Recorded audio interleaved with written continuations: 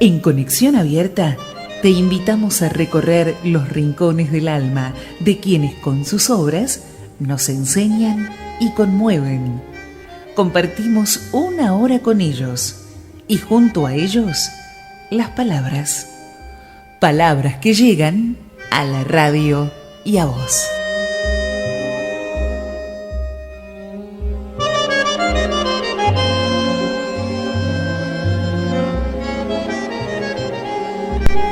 ¿Qué tal? ¿Cómo les va? El gusto de saludarlos en nuestro refugio de palabras, este programa que queremos tanto, que hacemos en Conexión Abierta, la radio online de la UAI, la Universidad Abierta Interamericana, con Ornella Gentili en la producción, junto a Fernando San Martín, hoy en la asistencia de producción, Giovanna Gentili, todo queda en familia, y en la operación técnica, Gabriel Trípodi.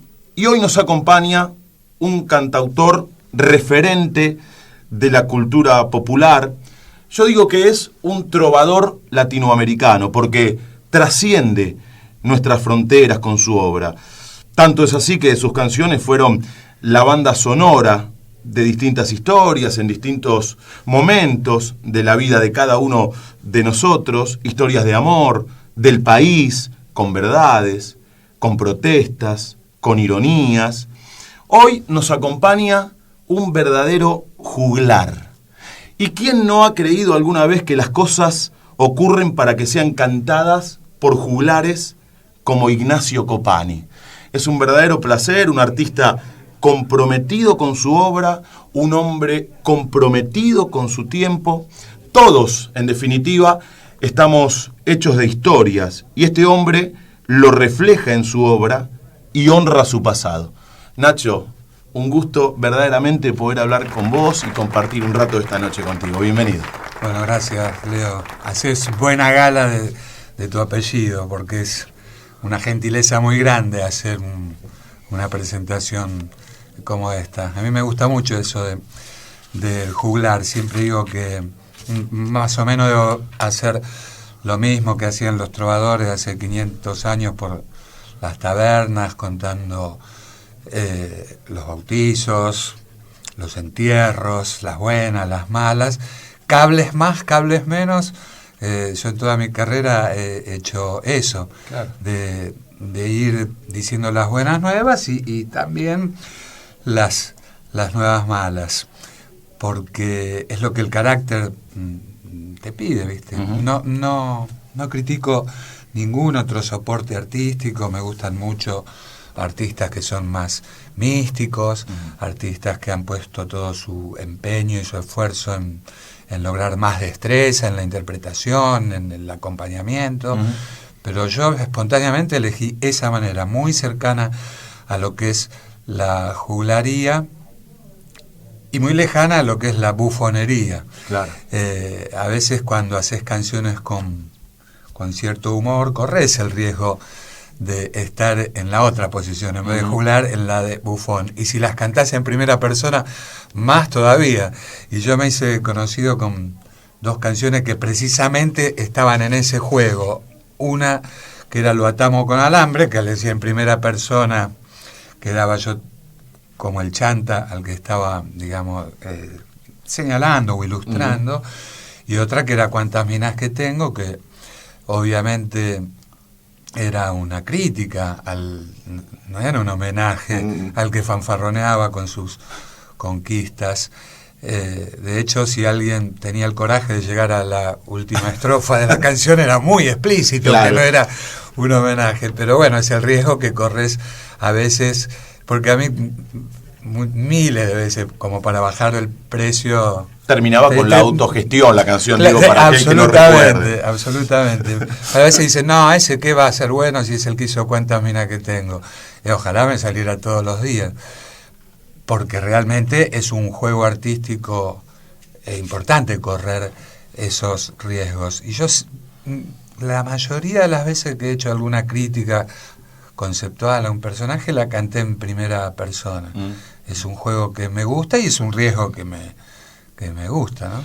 Ahora, ¿no te jode un poco porque que haya pasado tanto tiempo y te sigan identificando con lo atamos con alambre, cuántas minas que tengo, cuando, por ejemplo, en ese primer trabajo también estaba esa canción que a mí me canta tanto y tan referencial o autorreferencial, que es Chupetines y Acuarelas, que habla de tu viejo, del club de fútbol, del barrio, y como esa, tantas canciones.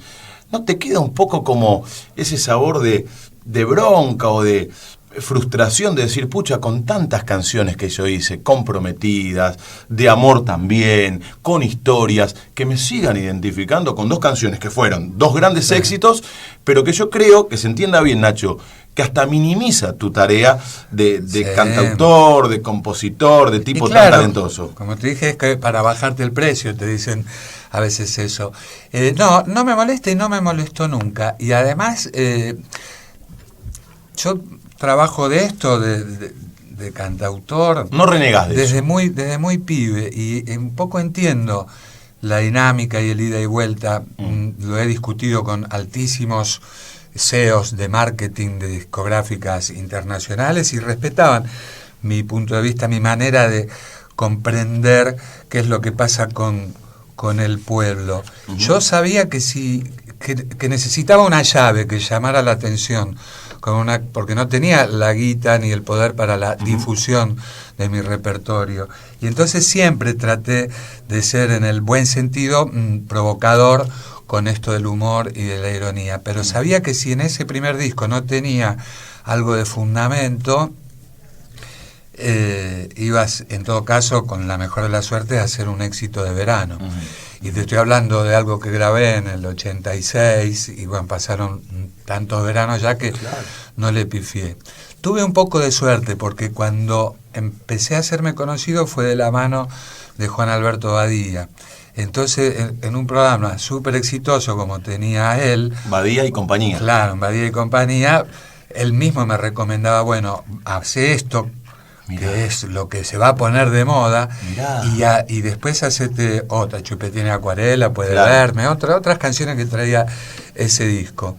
Y tenía razón Juan Alberto, y eso fue dándome la chance de poder ir elaborando un recorrido, ¿no? Donde yo digo que no me enojo es porque en la fiesta del colegio, en los amigos que no tenían una mala intención ni de explotarme ni de nada, siempre me hacían cantar las mismas canciones, no estas, porque te hablo de canciones del rock nacional. Vos querías cantar una más elaborada de Charlie y no, cantate Aprendizaje o Canción para mi muerte, ¿viste? Querías siempre el público, digamos, en la conformación, digamos, más grande, masiva, te va a pedir eso. Pero donde podés cimentar una carrera es cuando tenés la otra parte del contenido. No podés vivir de hits, nadie puede vivir de hits, ni siquiera las super mega estrellas, que iba a decir Ricky Martin, Shakira, los Rolling Stones. Para llegar a ese altísimo grado de aceptación, lo hacen a través del tiempo, cimentando. Fíjate que Ricky Martin puede tener las canciones de unas que son todas iguales, como la del Mundial de Francia, la de María, pero después te aparece con una balada, como la de Vuelve, con otra que cantó, me acuerdo a dúo, con una gallega de pelito corto, en un ámbito así bien unplugged, así, y bueno, la misma Shakira y todos esos que te digo, tienen que tener algo, no solamente podés vivir del hit, del impacto, porque si no es muy cortito el recorrido que puedes hacer de ahí. Los Beatles la pegaron, entre comillas, con una canción que se llamaba Love Me Do, que si seguís la letra, si la seguís en inglés o la seguís en español, es muy pobre, ¿no? Dice 10.000 veces quiéreme, quereme. Y la música no es lo máximo que puede dar los Beatles, pero tuvieron que hacerlo. Ahora, hubieran sido como 1000 grupetes que había ingleses y yanquis en los 60 que metían un golazo y después desaparecían. En cambio, ellos tenían atrás, bueno, una locomotora con Claro. un montón de vagones Claro. de contenido. Así que no hay que molestarse. Y yo no me molesto por ninguna cosa que pase con el público en lo que es la apreciación de tu repertorio. Como cualquier ser humano, te podés molestar cuando algún público o algún crítico se mete con tu musa inspiradora. Claro. Y al artista hay que dejarlo que haga lo que quiera. O sea, si Luis Miguel quiere cantar 200.000 canciones de amor, yo no le puedo decir que haga una para los desocupados. Si él se inspira con lo que quiera, Claro. y yo me inspiro con lo que quiero. Entonces, ahí sí, cuando hay una especie de policía musical que inspecciona a ver cuál es tu inspiración, me parece algo incorrecto y me defiendo y lo discuto, ¿no? Estamos con Ignacio Copani, en Palabras que Llegan. Recién hablábamos de los juglares y encontré una diferencia. Porque en la Edad Media, habitualmente los juglares iban a las cortes de los grandes señores para cantar sus canciones, contar sus historias. Y en este caso, vos a los grandes señores les componés canciones que no les gustan a esos grandes señores. Sí, es Encontré una bastante diferencia. abarcativo lo de juglar, porque hay una definición del mester de juglaría que sí era, primero, favorecidos por los mecenas para educarlos, porque no cualquiera podía tener acceso a aprender un instrumento. Ya no te digo en la Edad Media, cuando yo era pibe, vino a mi barrio, a Ramos Mejía, una academia de música, y todos los pibes nos metimos, enseñaban guitarra, acordeón a piano y piano. Y todos nos metimos en guitarra, porque de alguna manera se conseguía una guitarra que estuviera en el ropero. Mi hermana se metió en piano y estudiaba con una cartulina que tenía dibujadas las teclas, y estudiaba los ejercicios de digitación, porque era imposible en una casa humilde como la nuestra tener un piano. Un piano valía como un auto, existían solamente los pianos que llamamos de posguerra, esos pianos verticales pesados. Yo tengo uno todavía que es una maravilla, me lo pude comprar como a los 28 años. Mirá, y lo tenés. Y lo tengo, y es espectacular. Tiene una sonoridad, y son esos pianos que cuando haces una mudanza precisas especialistas en mover esos pianos. Entonces, bueno, imagínate en la Edad Media, ¿quién podía tener un instrumento? Claro. Una cítara, un oboe, un clavicordio, nadie. Entonces ya ese juglar pertenecía a la corte, ya había sido educado por el mecenas, como se hacía, que con una cosa muy parcial, horrible sería pensarla en este tiempo, que solamente se elija al que señala el poderoso. Claro. Y después, entonces, ¿qué pasaba con ese juglar? Ese era el que estaba capacitado luego para expresar o la religiosidad o las cosas snob que podía pretender el poder en su canción. Pero se le escapaba, porque el artista se escapa siempre cuando tiene vocación artística, y terminaba ese propio juglar haciendo historias que tenía que ver con lo popular, y lo ejercía en los tablados, en los burdeles. Si alguien vio una película hermosísima que es Amadeus, bien complicada con la historia de Salieri y todo eso, pero bueno, Mozart, con el talento que tenía, es entrenado, pero su propio corazón, la aventura exploradora del artista lo lleva a tocar en otros lugares. Y más o menos entonces sí, había juglares en la corte y había juglares también en las tabernas. Recién hablabas de Ramos Mejía, de tu familia, de una casa muy humilde. Nos vamos a retrotraer imaginariamente, Nacho, a esos primeros momentos en tu vida, esos momentos que van dejando una huella y que después, de una u otra forma, te van llevando por determinado lugar. ¿Te parece? Sí, por supuesto. Dale, vamos.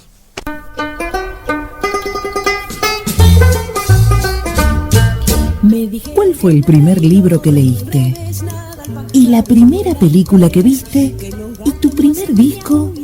En Palabras que Llegan, nos gusta mirar hacia atrás. En un artista... El primer libro espectacular. Bueno, pero aparte, eso después, con el tiempo, tal vez aparece o reaparece y te va llevando por determinado lugar. Esas cosas que cuando uno las hace no se da cuenta y que después terminan influenciándote de manera muy especial, sobre todo en un artista como vos.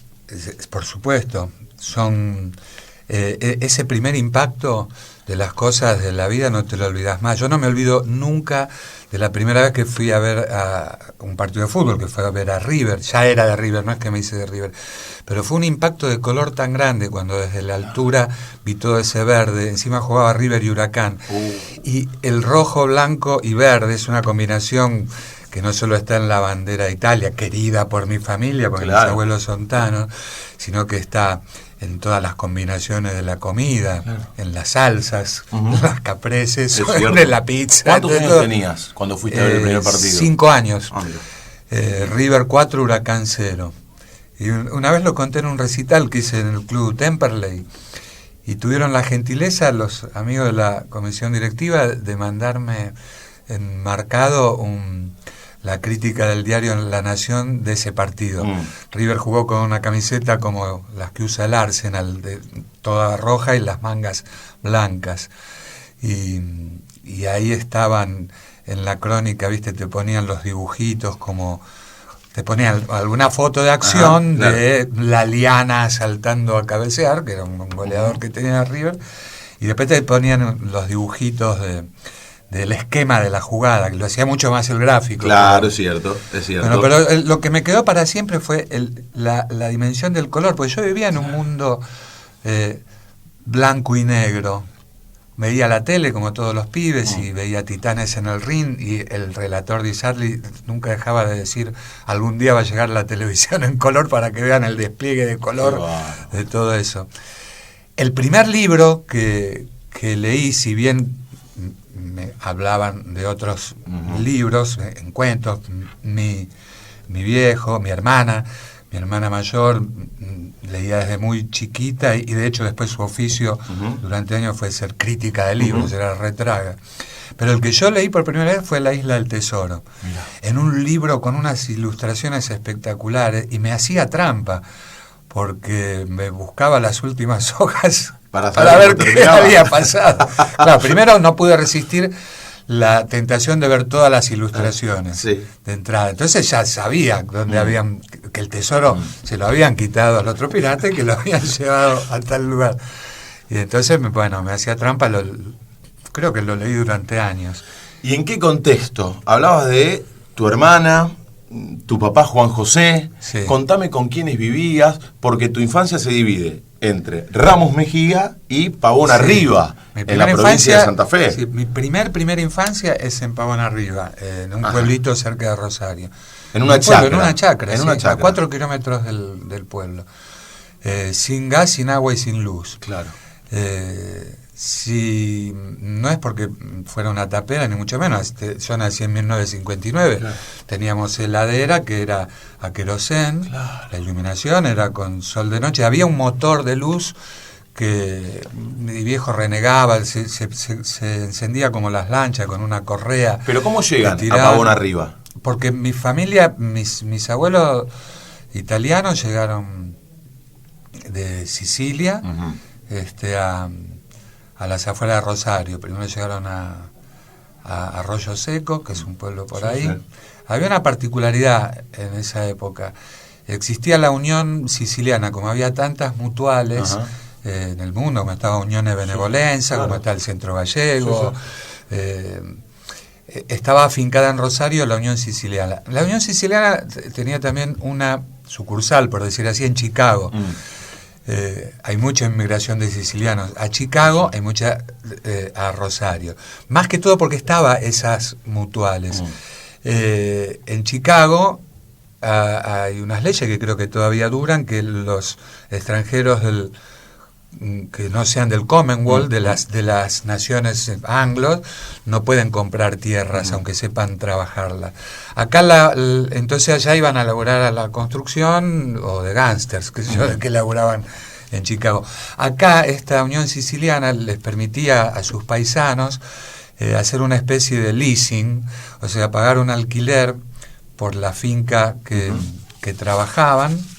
le daban lo cavado y lo plantado para ellos, y lo que pagaban como alquiler se les acreditaba para que pudieran comprar esa tierra en el sur de Santa Fe. Entonces hay muchísimas familias italianas en el sur de Santa Fe. ¿Y ahí quiénes vivían? Si vos que estás en el relato futbolero, cuando relatás Newell's y Central vas a ver más apellidos Tano que de cualquier otro equipo. Y sí, y hay muchos gringos, claro, sí. Claro. Bueno, entonces ellos llegaron ahí con mucho esfuerzo. ¿Tus abuelos? Sí. ¿Y quiénes vivían? Vamos a hacer un repaso por todos los Copani. La familia de mi vieja son gallegos. Sí, y tu mamá canta coplas. Sí, cantante de coplas flamencas. Españolas, sí, ¿no? Espectacular. Es más, reducís tu lugar en esa estructura musical al de guitarrista mientras tu vieja toma el protagonismo cantando. En las fiestas, aún hoy, que ya tiene 83 años, en la fiesta... Sigue cantando. Nadie me pide que cante un tema mío, sino que acompañe a... Bueno, a ver, vamos a situarnos en esa chacra, en Pavón Arriba, en Santa Fe. Era muy chiquito. Los recuerdos que tengo son, si bien después seguí yendo toda la vida, son más borrosos, ¿no? Ajá. Pero recuerdo algunas cosas muy intensas, como los olores. El olor a tierra remojada. Claro. El olor del asado hecho con marlo, con la mazorca del maíz seco, es distinto que el del carbón, que el del quebracho, que los olores que sentimos. Y aparte, viste que cada pueblo tiene su aroma. Cada pueblo tiene su aroma, que es una marca identitaria. Aromas límpidos. Nosotros nos bañábamos en el arroyo del pueblo, ahora está prohibido. El progreso trajo trabajo, integración, pero también el arroyo, la fábrica que hay ahí ahora, que hay una fábrica importante de envasamiento del durazno, de hacer las latas, ¿viste? ¿Y ahí vivían tus abuelos y tus viejos también, entonces? Sí, incluso mis viejos nació ahí en un pueblito muy chiquito, se llama Carmen del Sauce, que está ahí pegadito. Son pueblos que muchos, no voy a adjetivarlos, pero no sería un buen adjetivo. Que muchos tilingos de mi propio pueblo, cuando andan por el mundo, dicen que son rosarinos. Mira. Y olvidan, pertenece al departamento de Constitución, eso, y es un lugar, bueno, con muchas características, de chicas muy lindas, por las cruzas de estos gringos con los tobas, con los indios mocovíes, una raza santafesina hermosa. Y después tengo los recuerdos de los viejos gringos, de escuchar los refranes en siciliano, de hablar ellos en italiano, de escuchar mucho de política, porque se reunían mucho a timbear. Muchos anarquistas, ¿no? En esa época. Claro, había anarquistas, en el caso de mi abuelo, llegó muy chiquito a la Argentina, era demócrata progresista, era fan de Lisandro de la Torre, y te hablaba de las huelgas de los frigoríficos. Sí. Por eso, el otro día me dio mucha lástima ver a la Nata dándole recomendaciones a un pibito de 11 años que se llama Casey, que es militante político, incluso con insultos, con un lenguaje muy soez, porque uno de los recuerdos que yo tengo de pibe más lindos era de esas discusiones, de ese fervor participativo que tenían estos viejos gringos. Y no solo en la declamación, si vos recorres los pueblos de toda la provincia de Buenos Aires, la provincia de Santa Fe, está lleno de testimonios de devolverle a la comunidad algo de lo que estos viejos sentían y nosotros deshonramos. Si vos vas a cada pueblo vas a encontrarte muy bien parquizada la plaza, vas a ver la iglesia o la sinagoga, porque también ha habido migración de creencias en la provincia de Santa Fe, está Murphy, Moisésville, pueblos que tienen que ver con otros gringos. Vas a ver la sociedad de fomento. Alcorta. Bueno, ahí vas a ver el club y todo tiene 100 años o un poco más. Siempre hay un club San Martín, un club Unión de cada pueblo. Sí. Hecho por estos gringos que discutían de política, pero que sentían al Estado como parte del engranaje del funcionamiento de todas las cosas, no solamente como hoy el tipo de esos mismos pueblos lo ve como una traba porque le hace pagar impuestos o una tabla de salvación cuando tiene un problema, cuando hay que abovedar el camino, entonces llaman ahí al municipio. Nos llaman a Pioneer Semillas para que le abovede el campo. Entonces, yo no veo que ahora exista Deportivo Soja o nuevos... el crecimiento que veo en los pueblos de concesionarias de autos, no veo una devolución de los que han sido tan favorecidos por la riqueza de esos suelos, en devolverle a la comunidad algo de lo que le dio. Así que bueno, tengo esos recuerdos de la primera infancia muy, muy lindos. Me hubiera gustado vivir más, pero tener más amigos, pero no fui ni a la primaria. Claro. Ahí. Ya eso lo viví. Es de Ramón acá, Mejía. sí. La primera película que viste, ¿te acordás cuál fue? Y si fue allá o acá, Mira, cuando digo acá, digo Ramón Mejía. Esa pregunta es como... O la primera que te es marcó. como la primera vez, claro. ¿Viste cuando hacía Ginsburg? Sí. Que te preguntaba por la primera vez en el amor. Sí, que estuviste con Ginsburg. Estuve con él y no sé si no me lo preguó 2 veces, sí. y le di 2 respuestas distintas. Y cuando me lo cuestionó le dije, sí, pero yo tengo como 10 primeras veces. No es la primera solamente cronológica. Yo me acuerdo que me impactó ir a un cine en Rosario de chiquito, y que era con mesas, era como un café concert, era con mesas, y que daban Mi primera novia. Ajá. Con Palito Ortega. Debe haber sido la primera que... ¿Y Evangelina Salazar? Sí, de esa época. Después me acuerdo de pibe ver una de Elvis Presley, que era loco por las muchachas. Ajá. Que debe haber sido una semilla de cuántas minas que tengo. Y probablemente, ¿ves cómo quedan esas cosas? Y si no, bueno, tengo el recuerdo en la televisión. Yo tuve la suerte de tener tele desde muy chiquito. Ajá. Porque mi abuelo, como buen siciliano, quería a toda costa tener un nieto varón. Y ofreció que a la hija o a la nuera que se lo diera, le iba a regalar un televisor. Imagínate, yo nací, como te dije antes, en 1959, un televisor era como, claro. No te digo una Ferrari, pero... un elemento de lujo era. Claro, y bueno, yo ya llevaba entre mi hermana y mis primas... 8 mujeres llevaba mi abuelo, y yo fui el 9º nieto, el primero varón. Entonces la tele fue a mi casa, allá en Ramos Mejía. Era la única tele de la cuadra. ¿Hasta qué edad estuviste en Pavón Arriba? Hasta los 5 años. Y después Ramos después Mejía. Ya la edad escolar ya la viví. ¿Y cuál fue la primera música? Y acá ya hay una influencia directa con respecto a lo que fuiste después, que llegó a tus oídos. No, obviamente las de mi mamá, porque mis canciones de cuna fueron esas canciones de tipo: por ti yo sería capaz de matar, por ti contaría la arena del mar, y que si te miento me castigue Dios, esto con la mano sobre el evangelio te lo juro yo. Así que sin duda fueron esas. Después tenía una gran curiosidad con los que tocaban guitarra. Había en mi casa, como dice el tango, una guitarra en el ropero. Ajá. Y cuando había una reunión le empuñaba a mi tío Salvador y cantaba algunas zambas, y me parecía una persona de otro planeta, me parecía luminoso, cómo podía tener esa coordinación de hacer sonar, porque obvio que yo la había querido agarrar y sacarle algún sonido. Así que desde este micrófono también le pido a los oyentes que no asocien lo de guitarrear con la chantada, que muchas veces dicen, ese está guitarreando, pues hay que sacarle sonido a la guitarra. Un piano lo tiene incorporado el sonido, a través de la tecla, las poleas, la cuerda que golpea, el martillito que hace ese golpe.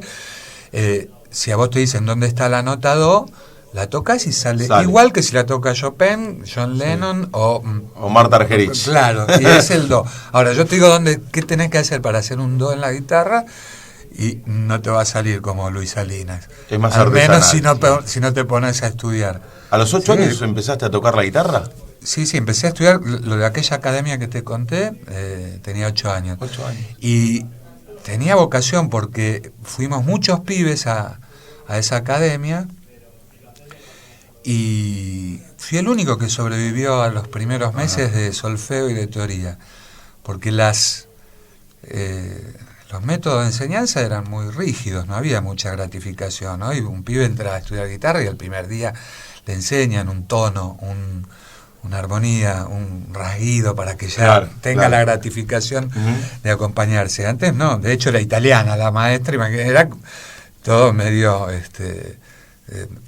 estricto, ¿no? Estamos con Ignacio Copani en Palabras que Llegan y ahora llegamos a este momento en el programa en el cual vamos a saber si hubo un momento o fueron varios los que te hicieron decidir en la vida para en definitiva llegar a ser quien sos hoy.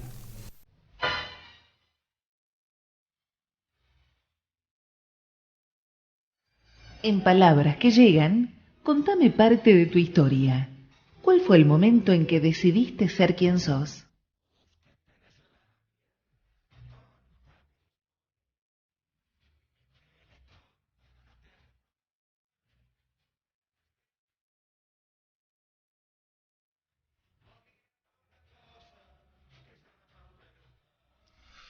Nacho Copani nos va a contar si hubo un día, un momento, una imagen, o fueron varios, tal vez las canciones de tu mamá, la guitarra, esa atracción por la música.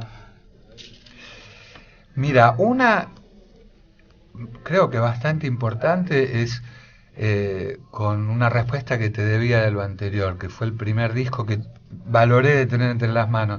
Era un disco del Club del Clan, que estaba todo troquelado. Era un álbum que vos lo abrías y los cantantes se paraban, los cartoncitos se paraban. Que para esa época era como si otra digo, que internet. No, era la Play 4, eso.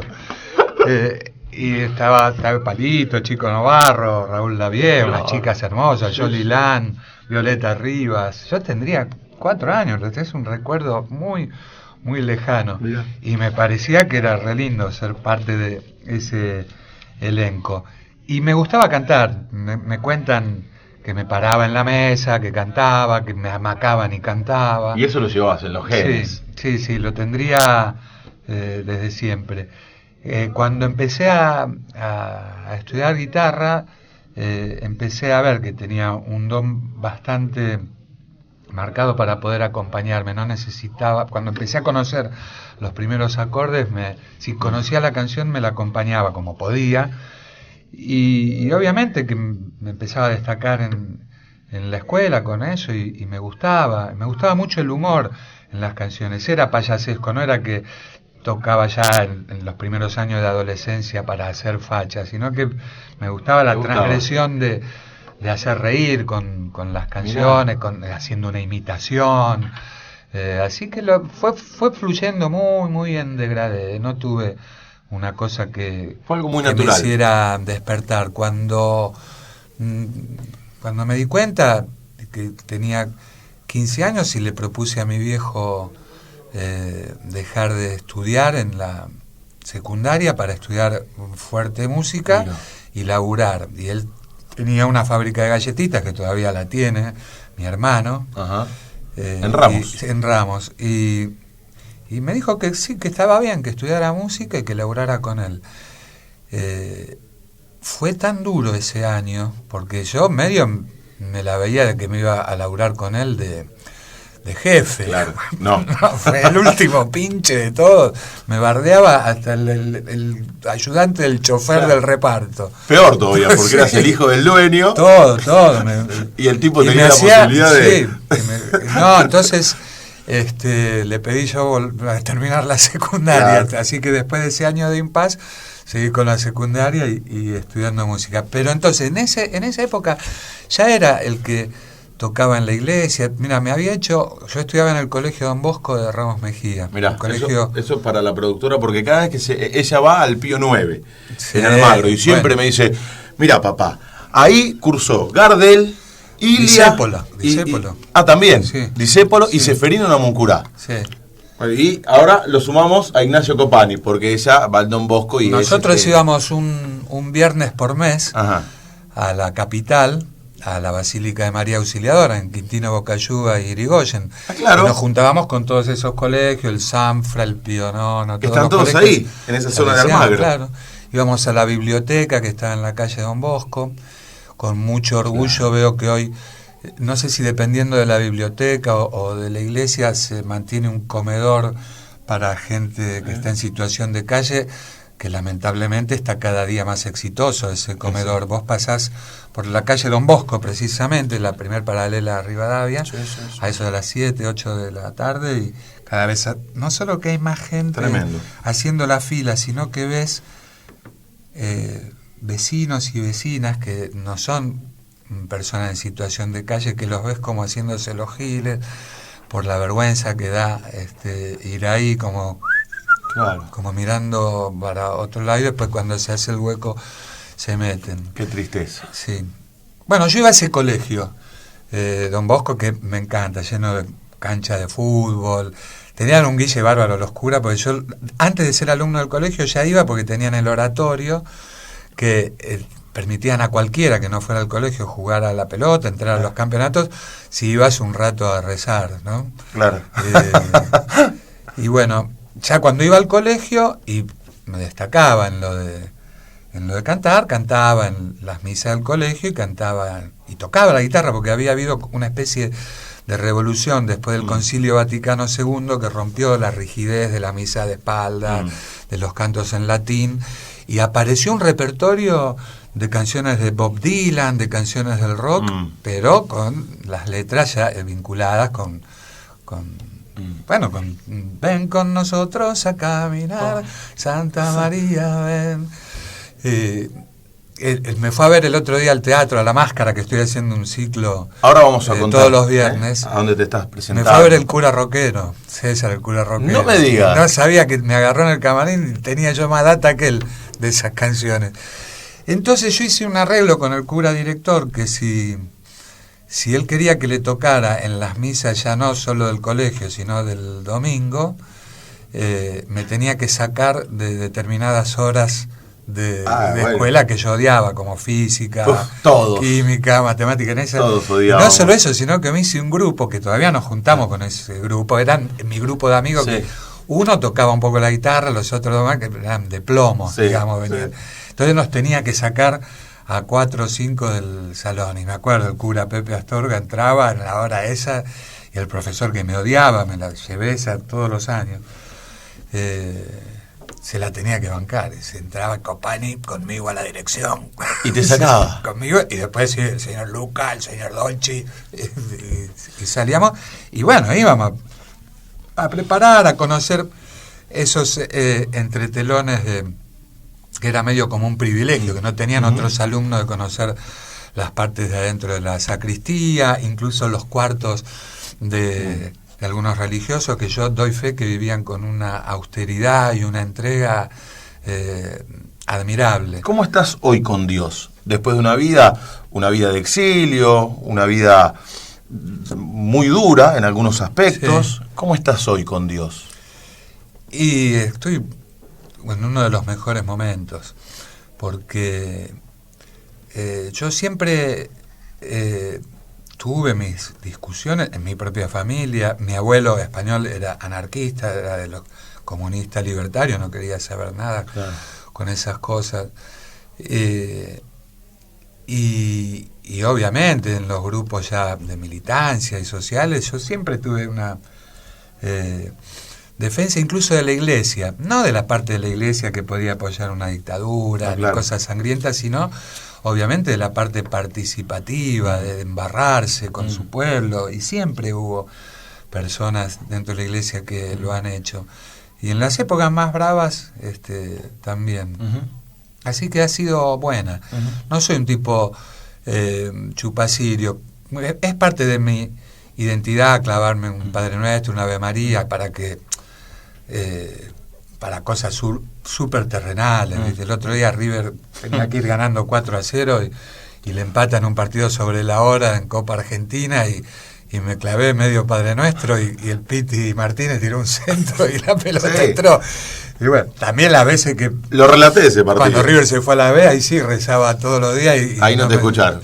No, y después me enojo a veces. Por ejemplo, cuando ha ganado ahora el neoliberalismo en las elecciones, venía con una saga que es más de cábala, de Aves Marías, como si fueran pequeños rosarios que me clavaba mientras manejaba. Y me enojé, digo, no le pido más a María, ahora me Cambiamos. refiero nada más al hombre, porque de cómo me entregaste el pueblo así... ¿Le decís? ¿Hablas? Sí, lo hago constantemente eso, con mucha naturalidad. Y nunca influencié al resto de mi familia. Mis hijas no practican la religiosidad. ¿Tenés 2 hijas? Tengo 3 hijas. 3. Mujeres, y tengo 3 nietos varones. Ajá. La vida me premió. Y bueno, ¿viste? Puedo Llegó. jugar con ellos a todo lo que no pude jugar con mis hijas. Y claro. Nada, estoy viviendo un momento porque tengo uno de 11 años, uno de 5 y uno recién nacido. Así que tengo toda la variedad para distintas actividades. Qué lindo. Y ahí te das cuenta que la vida reverdece, sin ir a las cosas místicas que está en lo que cada uno puede creer, incluso en la alta vanidad que tiene el ser humano. Yo creo fortísimamente en la vida eterna y me importa muy poco si la vida eterna es en una luz, en un estado etéreo distinto que el nuestro, si es en un paraíso que existe, si es en la tierra, si es... Eso me tiene sin cuidado. Creo en la vida eterna colectiva, que creo que ese es el verdadero mensaje. Después lo otro que sea como venga, sería muy lindo poder encontrarte con los que hoy no están, que darías lo que sea, que a veces viste que soñás con un ser querido que se murió y en un lugar sabés que lo vas a perder en el mismo sueño. Ojalá fuera así, que te puedas dar todos los abrazos que te dé, pero en lo que yo creo, en estos relatos que te estoy diciendo, gracias digamos, al disparador que tenés vos con tus preguntas, es que es un testimonio vivo de la vida eterna, porque estamos en presente hablando de aquellos viejos, de los gringos, del cura que te sacaba de... Entonces, historias. Eso, claro, eso me parece que tiene que ver con el legado que se va dejando generación por generación, y que uno intenta depurar con que sean las mejores cosas. ¿Cómo no voy a creer en la vida eterna si tengo las mismas ganas de cantar que mi vieja? Y no se parece en nada la inspiración que tenía ella. Yo no quiero bailar flamenco.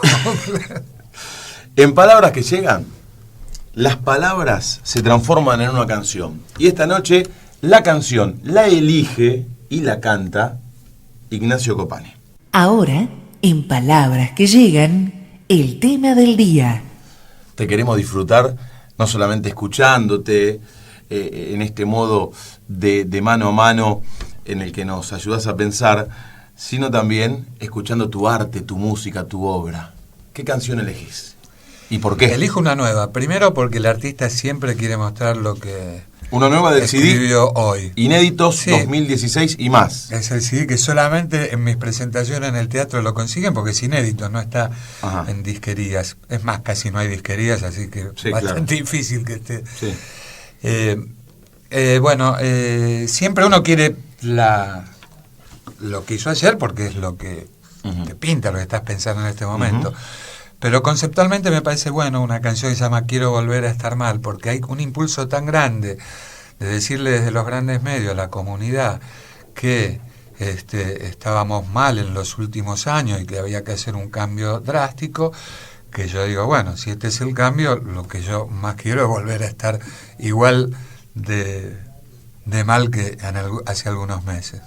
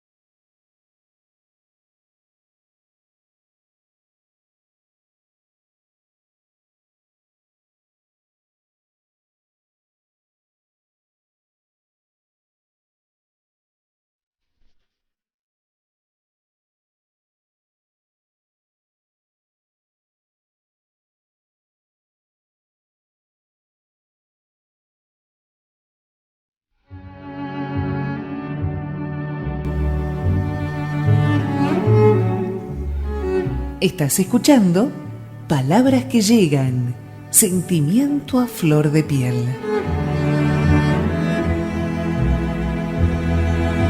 Y seguimos disfrutando este tramo de la noche en Conexión Abierta, la radio online de la UAI, la Universidad Abierta Interamericana, con el querido Ignacio Copani. Sos muy gallina. Digo, desde lo que tiene que ver con el fútbol, sos un tipo muy apasionado. Lo heredé también. ¿Lo heredaste también? Sí, como te dije, cuando mi abuelo llegó de Italia podía haberse hecho de Boca, llegó a la Boca como la mayoría de los tanos. Se fue a la provincia de Santa Fe, podía haber sido de Ñul, de Colón. ¿Fue a la Boca primero? No, llegó ahí, estuvo unas horas y después fue en un tren con un asiento de madera hasta Rosario. Eligió River, creo que alguna vez le pregunté, le gustaba Newell's también, pero él fue contemporáneo de aquello de hacerse millonario, de la venta de Peuchele, de la máquina, y aparte de ese traslado que hacemos todos de la necesidad de pertenecer a algún estamento de grandeza, que a veces no nos lo da ni el linaje, totalmente, ni el bolsillo, ni la cultura. Y dice, bueno, esto sí, yo puedo ser hincha del Real Madrid y ya paso a ser de una casta. Claro, superior. Claro. Superior. Y pero hay una necesidad en eso, ¿no? Y tenés parte de tu corazón, como yo, pintado de verde por excursionistas. Excursionistas, sí. Y eso tiene también que ver con mis abuelos, porque ya después, cuando yo era pibe y vivía en Raúl Mejía, mis abuelos vivían en el Bajo de Belgrano. Ahí está. Y tenían una casa sobre el Libertador y Pampa. Nos desalojaron para hacer el famoso túnel que hay del Libertador. Claro. Nos mandaron, nos mandaron mis abuelos y unos tíos y unas primas que vivían ahí a unos monoblocks que hay sobre Pampa, unos que hay unos verdes, unos rojos, unos monoblocks sobre Pampa, ya más cerca de Figueroa Alcorta que de Libertador. No era tan bacán. Tengo un recuerdo primero que iba a la cancha de excursionista solo a los 8 años porque estaba a la vuelta, a 2 cuadras. Pampa y Miñones. Sí, tengo el recuerdo de ese lugar de olor a bosta porque había muchos estuds. Claro, enfrente de la cancha. Sí, enfrente de la cancha, pero sobre el Libertador también. Claro. Tengo el recuerdo de ese tramito de la Avenida Libertador de adoquines y del carro del lechero pasando con... Mirá. Así que, te digo, en la esquina de Pampa y Libertador había un cafetín, un bar, un copetín al paso. Creo que se llamaba el Caballito Blanco o no sé de qué color. Y a 2 cuadras estaba el famoso lugar que es Pampa y la Vía, porque ese lugar que ahora es Belgrano Chico, que es reconcheto, y no sé, 1 metro cuadrado ahí, va a valer como un auto, un solo metro. Sí. Pero cuando vos quedabas en Pampa y la Vía era porque venías caminando del hipódromo sin un sope, y en Pampa y la Vía, según contaba mi viejo, había como si fuera eso, un copetín al paso, un lugar donde con 2 monedas te comprabas un sándwich y algo, te quedabas ahí seco. Y para ahogar las penas, ¿no? Para ahogar las penas. Vamos a ver, en palabras que llegan, qué tan apasionado es Nacho Copani. El tipo puede cambiar de todo, de cara, de casa, de familia, de novia, de religión, de Dios. Pero hay una cosa que no puede cambiar, Benjamín. No puede cambiar de pasión. Contanos, ¿cuál es la tuya? En palabras que llegan. ¿Cuál es tu máxima pasión, Ignacio? A ver, hay que pensar acá, ¿no? ¿O no? No, mi máxima pasión es mi patria. Mirá. Es el sueño de que sea una patria con igualdad de chances.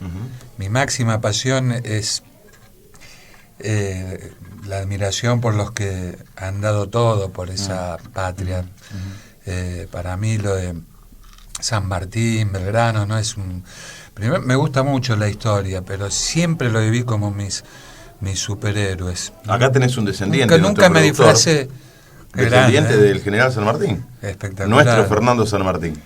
Nosotros en esta época, a veces no medimos, hay espacios más intensos en el oleaje histórico que otros. Y este que nos tocó vivir es muy interesante. Le hemos dado un beso y un abrazo con total espontaneidad. Cualquiera puede ir un jueves a Plaza de Mayo y darle un abrazo a una madre de Plaza de Mayo, a una abuela de Plaza de Mayo, que no es muy distinto que darle un abrazo a San Martín. Son los pilares, lo que va a quedar como íconos de nuestra historia. Nuestras reservas morales. Sí, pero más que todo de la acción. No te olvides que San Martín muere en el exilio, Rosas muere en el exilio. También. O sea, como después la historia es muy parcial según el enfoque que cada uno le pueda dar.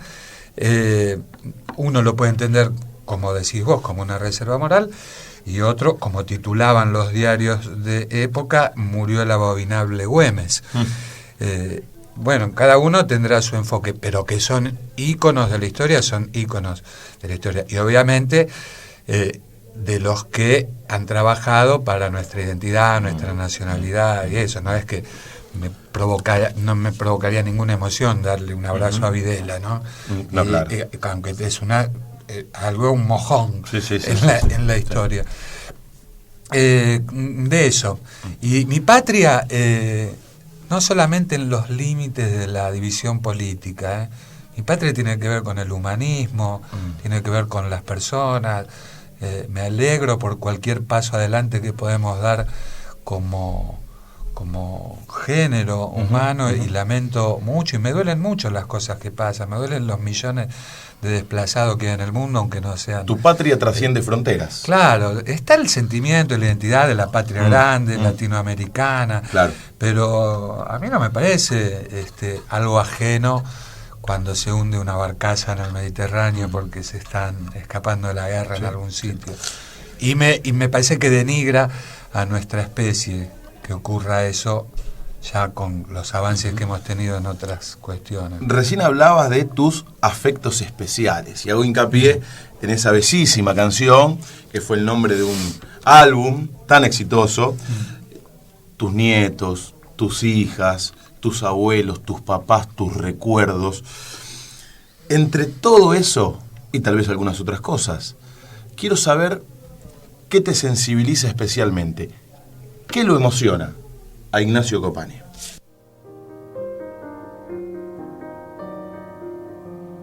¿Con qué se emocionan quienes nos emocionan? En palabras que llegan, marcas en el alma.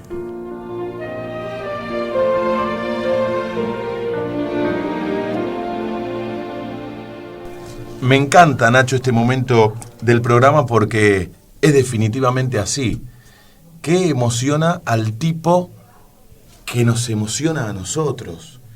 Cuando te vamos a ver cantar, cuando te escuchamos hablar, cuando nos haces parte de este recorrido por tu vida, por tus historias.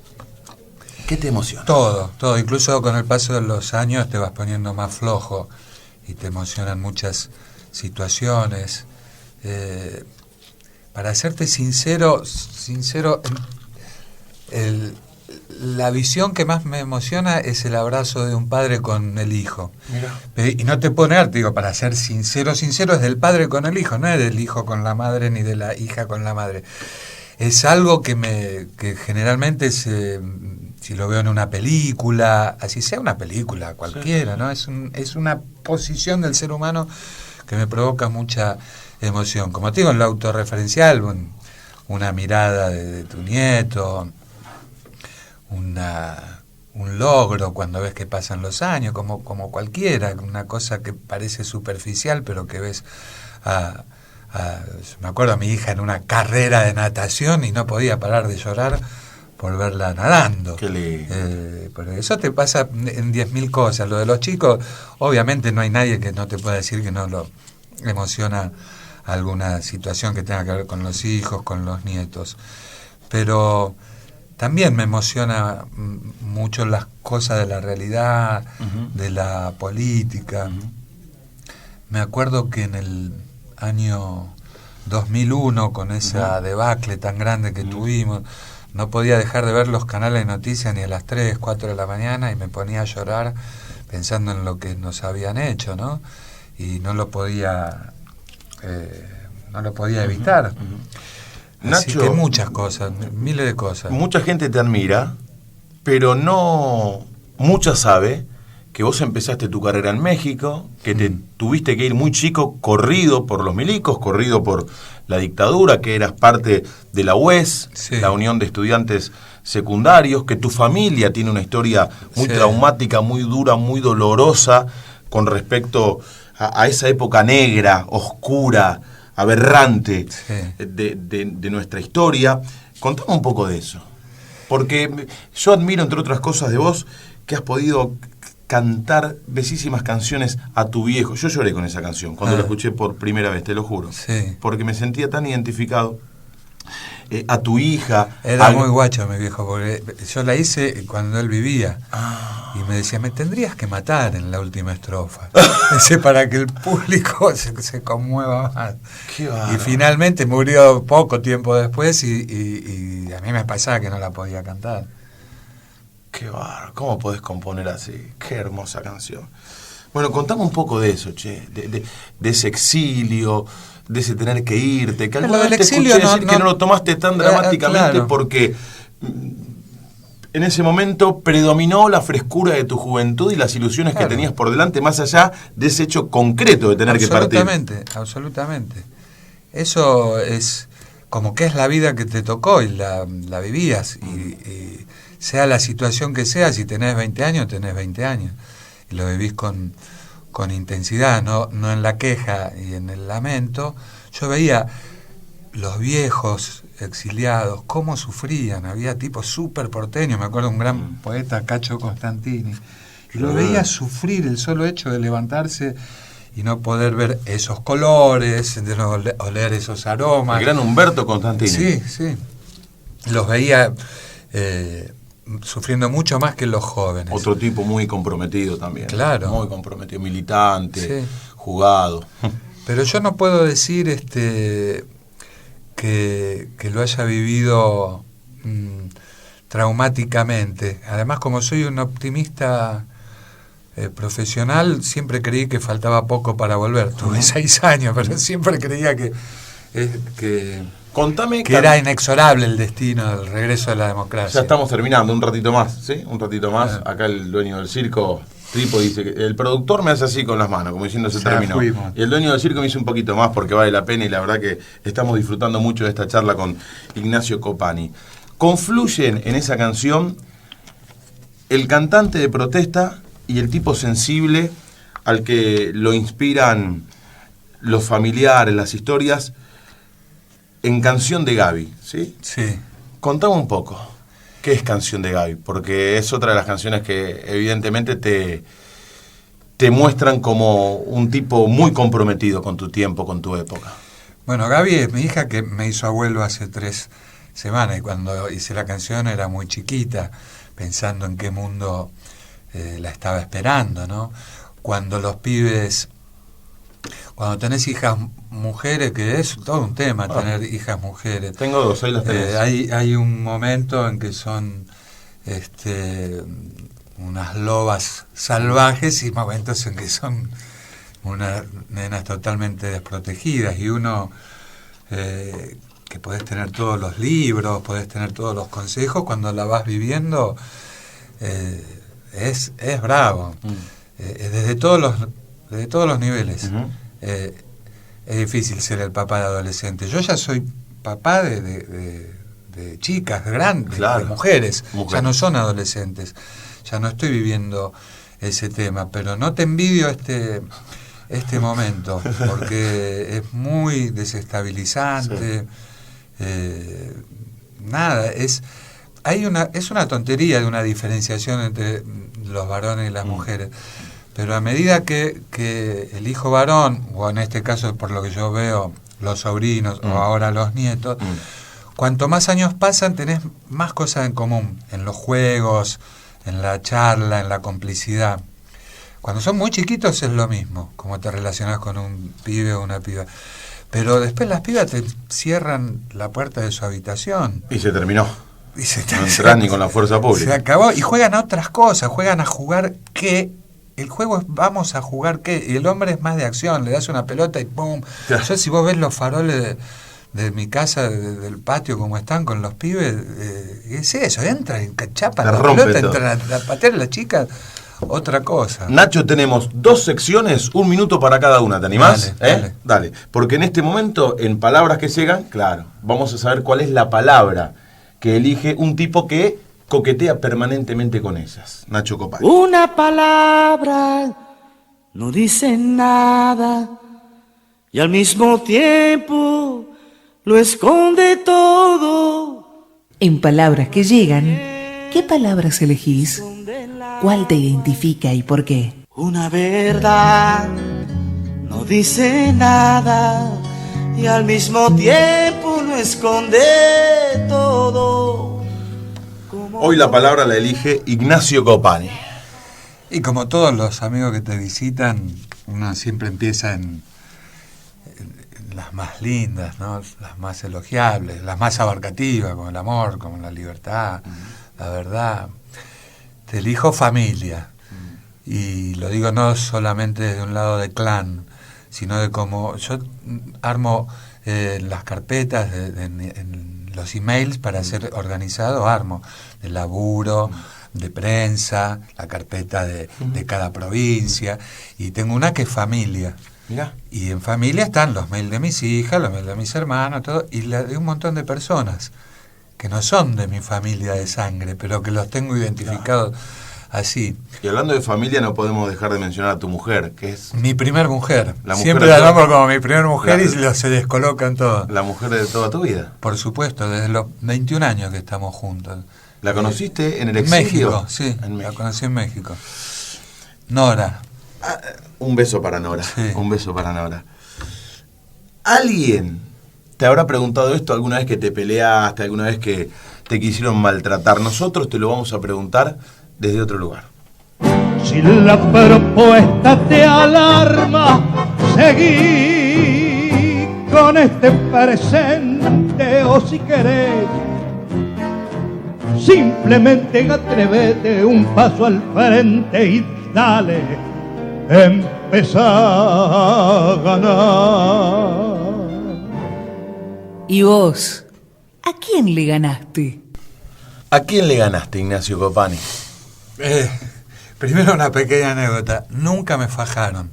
¿En Porque serio? nunca fui tan gil como para ir de frente a una lucha, a una contienda física con alguien que me pudiera ganar. ¿Pero te peleabas? Sí, me peleaba. ¿Y ganabas siempre? Ganaba casi siempre. Mirá. Y si no, empataba.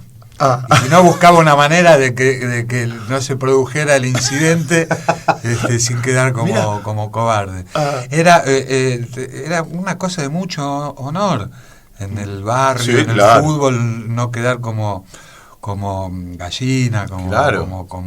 como de arrugar. No era muy calentón, siempre fui muy tranquilo, pero pero a veces se me salía la cadena. Bueno, pero a nivel Pero global. nunca también, cuando me peleaban, nunca lastimé a nadie cuando bueno. lo tenía sometido. Muy leal de tu parte. Era como un deportista. Pero más allá Sí, ya sé. de ganarles a tus compañeritos o a tus amiguitos del barrio cuando te peleabas, yendo más allá, ¿a quién le ganaste? Yo creo que no le gané a nadie. Creo que todavía estoy en un montón de contiendas. ¿A los que no te quieren y sin embargo no pueden acallar tu voz? No siento que les gané o que no les gané, porque no me siento que sean mis interlocutores, entonces no estoy en una puja con ellos. No. Primero, pues vuelvo a algo que estuvo muy presente hoy en esta charla, que es lo de mi viejo. Mi viejo era muy exigente conmigo y nunca me reconocía ningún logro. Después me apoyaba con todo. Pero si le decía, vendimos 1000 kilos de galletitas, decía, ¿y por qué no vendimos 1100? Mirá. Y una vez, él cuando yo me fui a vivir con mi mujer, me hizo la contra, porque era, bueno, para él era muy joven, tenía 21 años, como quemaba esa etapa. Tuvimos bastante enfrentamiento. Y pasado como 15 años de eso, así en una sala, le dije, y viste que al final tan mal no la hice, que me quedé con Nora y que me ha ido bien, que tengo esta casa, ¿y cómo te hubiera ido sin ella? Así que, entonces a veces con algún logro parecería una cosa, digamos, de una puja desigual, peleo con él. De esta misma, que me reconozca una. Claro. Pero tampoco me ha causado tanta angustia que no me lo reconociera, porque sé que es una manera de motivarte. No de exigirme él, sino de motivarme, claro, para que me pudiera, claro, exigir yo. Así que no estoy en competencia con eso. Y aparte, te digo la verdad, siendo optimista y todo, no tengo tan claro si el amor vence al odio, porque pasan tantas cosas en el mundo que decir, bueno, con sacarle un empate, sí, es como que estamos en un terreno de visitante contra, claro, el odio, porque el odio es el dueño de los bancos, el odio es el dueño de las armas, el odio es el dueño de la comunicación. Entonces estamos en territorio, en campo minado, digamos. Y de visitante un empate, vos que sos futbolero, sí, no está mal. No está mal. ¿Dónde te podemos ir a ver por estos días? Estoy los viernes en el Teatro de la Máscara, que queda en Piedras al 700, pero si entran en copani.com.ar, ahí ven todo donde se reserva. Así que me interesa más que conozcan el sitio, porque tenemos todas las canciones, toda la discografía entera. Repetilo. www.copani.com.ar. Es muy fácil.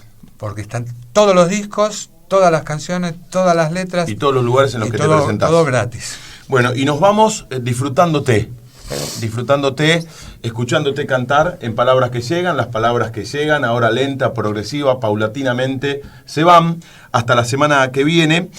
Y nos vamos escuchando a Ignacio Copani. A tono con el programa, con palabras que llegan, Nacho, si me permitís, nos vamos escuchando Hay palabras. Del último trabajo, Copani, Inéditos 2016 y más. Nos acompañó y fue un placer. Lo disfrutamos muchísimo porque lo admiramos profundamente. Ignacio Copani. Gracias, Nacho. Gracias a vos.